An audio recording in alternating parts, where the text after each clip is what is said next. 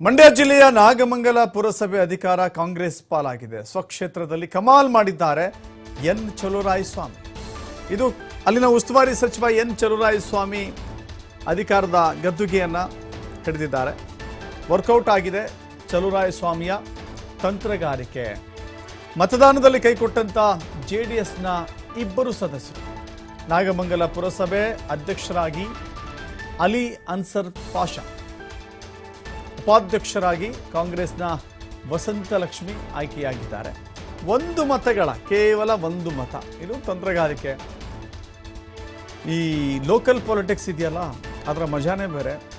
ಅದರ ಭಾಗ ಇದು, ಅದೇ ರೀತಿಯ ಭಾಗ ಇದು. 1 ಮತಗಳ ಅಂತರದಿಂದ 2 ಸ್ಥಾನ ಪಡೆದಿದ್ದಾರೆ. ಅಲ್ಲಿಗೆ JDSನ ಇಬ್ಬರು ಗಾಯಬಾಗಿದ್ದಾರಲ್ಲ, ಅವರು ಎಲ್ಲಿ ಸೇರ್ಕೊಂಡಿದ್ದಾರೆ, ಯಾವ ಕಾರಣಕ್ಕೆ ಅಂತ ಇಲ್ಲಿ ಅರ್ಥ ಮಾಡ್ಕೊಳ್ಬೋದು.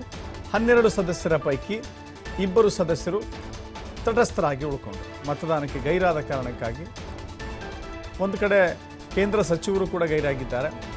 ಗೆಲುವು ಸಾಧಿಸ್ತಾ ಇದ್ದಂತೆ ಕೈ ಕಾರ್ಯಕರ್ತರು ಸಂಭ್ರಮಿಸಿದ್ದಾರೆ.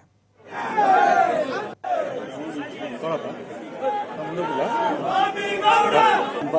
apa?